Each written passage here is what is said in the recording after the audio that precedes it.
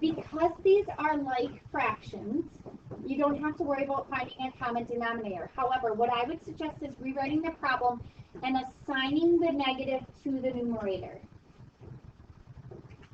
Okay. Next, your denominator stays the same, so you don't have to worry anything about that.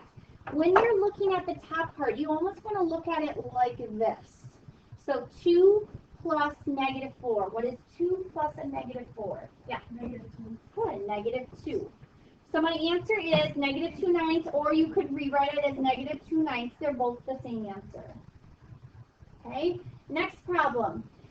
I suggest, especially when they're starting to be negatives, and this one doesn't happen to have them that way, but if there were negatives, to rewrite it definitely as improper fractions. It makes it a little bit easier that way. So you do 6 times 2 is 12, plus 1 is 13, 6, plus 6 times 8 is 48, plus the 3 is 51/6. Again, you probably don't see the reasoning for this one. It doesn't have negatives, you're not subtracting or anything. But it is helpful when there are. So what would I do now? What's the next step? Add 13 plus 51. Okay, and do you know what you would get? You get 64. Yep, 64. Over 6.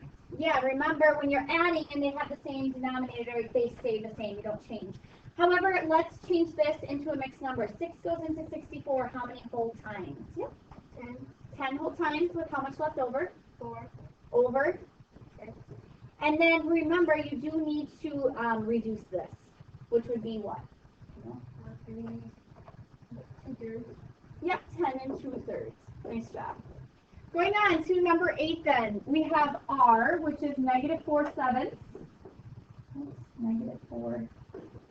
Negative 4/7. And then minus t. And again, notice how I'm assigning the negative signs to the top number. It just makes it a little bit easier when you go ahead and solve it. All right, it is a subtraction. So we talked about leave, change, opposite. Leave your first number, change subtraction to addition. The opposite of a negative 3 is a positive 3. So the 7s stay the same. And then again, you're kind of looking at this as a negative 4 plus 3. What's negative 4 plus 3? Yep, negative 1/7. Or you could rewrite it as negative 1/7. And then the last one, finding the distance between negative 7/11 and 3/11. What did you do here to find the distance? Negative 7/11 plus Minus 3/11, right? Is that what you're meaning? Okay, because it's a subtraction and you're dealing with negatives, I would do leave, change, opposite. Leave the first, change it, subtraction to addition, and then this is going to be a negative 3.